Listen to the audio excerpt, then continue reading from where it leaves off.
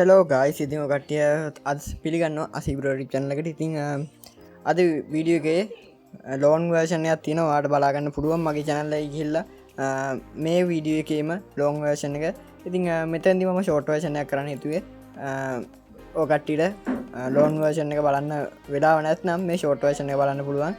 ඉතින් අද අපි කතා කරන්නේ anatomy of software application කියන වීඩියෝ එකේ මෙන්න මේ චූඩ කොටස තමයි. ඉතින් මේක පොඩි දේවල් ටිකක් තියෙන්නේ. ලොන් වර්ෂන් එක බලන්න කියලා ආරාධනා කරනවා. ගොඩක් කරුණු මම එතෙන්දි කිව්වා. ගොඩක් විස්තර කිරීම කරා. ඒ වුණාට ඔයාලට වෙලාව නැත්නම් මේක බලලා ඉන්න. බලලා ලොන් වර්ෂන් එකට යන්න. ලොන් වර්ෂන් එක පැය විනාඩි 5ක් විතර තියෙනවා. ඔයාලා ටයිම් එකක් තියෙන වෙලාවක අනිවාර්යෙන් බලන්න. මම ගොඩක් කරුණු කතා කරා. ඉතින් මෙතෙන්දී අපි anatomy of software application කියන එකේදී කතා කරන්නේ front end back end සහ database management කියන ෆිල්ට් එකන සොෆ්ටෑ ෆිල්ඩ් එක තින කොටස් තුන ගැන. මෙතැදී අපි කෙලිම මේ කරුණුවලට ගියොත්තම ෆ්‍රන්ටෙන් ඩිවලප්මන්ට් කියන්න වාට වගේ වෙබ්සයිට්ටක් නම් අපි උදාහරණටකම වෙබ්සයිට්ට නැත්තම් අපි උදාහරණටිකම බැංක් මැනෙජ්මන්ට් සිිස්ටම ගැන බැංකුවක ඒටමක්ගම් ඒටමක් කියල උදාහරණකමක ගොඩක්ම ලෙස් දෙයක් නැත් ඉතිං ඒටම් එක ගිහිල්ල මුලින්ම ටම් මසින ළඟට ගියට පස්සේ ස්ක්‍රීන් එක වට පේන දෙවල්ටික තමයි ෆ්‍රන්ටෙන් එක් කියන ගැනවාට ඇස් දෙකට වගේ ඇස් දෙකට පේන ඉදිරි පස පෙනුම තමයි ෆ්‍රන්ටෙන්ඩ එක් කියන්න. තින් මේ තම සරලමදේ ඒවගේ බැක්කෙන්ඩ කියන්නේ ඒ ඉදිරි පස පෙනුමට පෙවුනට වා මොකර බටනය ප්‍රෙස් කරම නැත්තං මොන හරි ඉන්පුට් කරට පස්සේ ඒක ප්‍රොසෙස් වෙන්න එකන්වා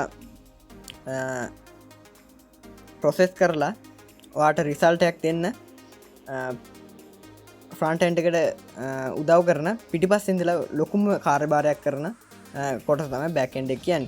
ඉතින් ඒවගේම ඩේට බේසෙක් කියන්නේ මේ සියලුම තොරතුරු ගබඩා කරලා තියෙන තැන තමයි ඩේට බේසෙක් කියන්න. එකනවාගේ කවන්් ඩීටල්ස් වලින්ද හැම දෙයක්ම ගබඩා කරලා තින් තැන තමයි ඩේට බේසෙක් කියන්න.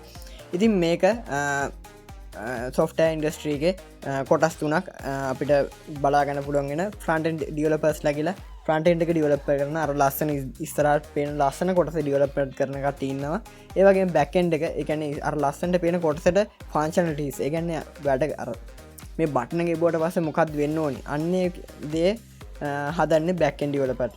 ඉතින් උදාහරණ විදිර ගත්තොත්තේම මෙතනවාට පෙනද මෙතන තියෙනවා ප්‍රෝගමෙන් ඉන් Python for beginners කියලා. ඉතින් මම මේ ක්ලික් කරොත්තේම මෙන්න මේ ක්ලික් කරාට පස්සේ ඔයාලට පේනවාද මෙන්න මේ පේජ් එකට ගියා. ඉතින් මේ පේජ් එකට යන්න ඕනි කියන එක හැදුවේ කවුද? බෑක් එන්ඩ් ඩෙවලොපර්ස්ලා. ඉතින් ෆ්‍රන්ට් එන්ඩ් ඩෙවලොපර්ස්ලා තමයි මේ වාට ලස්සනට පේන මේ අකුරු, ඒ වගේම මේ ලස්සනට පේන මේ ස්ක්‍රීන් එකේ වැටලා තියෙන මේ දේවල් හැම එකක්ම හැදුවේ ෆ්‍රන්ට් එන්ඩ් ඩෙවලොපර්ස්ලා.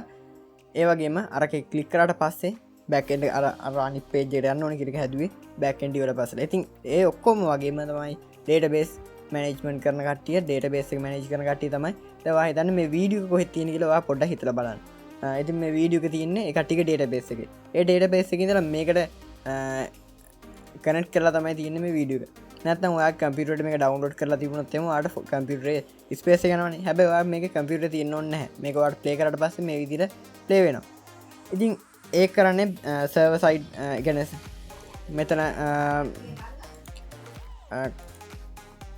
ඩේටාබේස් මැනේජ් කරන කට්ටිය මේ කට්ටිය තමයි තොරතුරු ඔක්කොම ටික ගබඩා කරලා තියන්නේ. මෙන්න මේ උදාහරණයක් විදිහට ගත්තොත් එහෙම මගේ දැන් මෙතන තියෙන යූසර් account එක එකේ තියෙන දේවල් ටික දැන් මගේ යූසර් account එකට මම ගියොත් එහෙම මෙතන log out වෙලා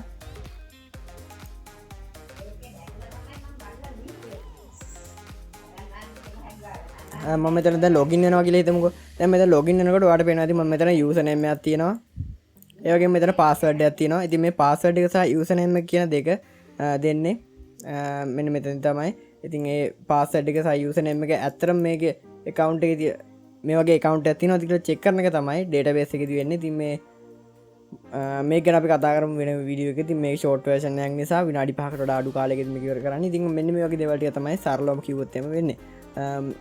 ෆ්‍රන්ට් එන්ඩ් එක බෑක් එන්ඩ් එක සහ ඩේටාබේස් එක කියන තුනම ප්‍රවීණ කරපු කෙනෙක්ට තමයි ෆුල් ස්ටැක් ඩෙවලොපර් කියලා කියන්නේ. ඒ කට්ටිය හැම ඒ කොටස් තුනම දන්න කෙනෙක්. ඉතින් ඒක තමයි මේ වීඩියෝ මාලාවේ අවසාන අරමුණ. ඉතින් අපි නම් තවත් අලුත් වීඩියෝ හැමෝටම සුබ දවසක් කියලා ප්‍රාර්ථනා කරනවා. තවත් විඩියෝ හැමක හැමෝටම සුබදසක්. අනිවාර්යෙන්ම මතක සබ්ස්ක්‍රයිබ් කරන්න, නොටිෆිකේෂන් ඔන් ලයික් එක ප්‍රෙස් කරන්න, යටින් ලයික් එකක් කමෙන්ට් එකක් දාන්න. good luck.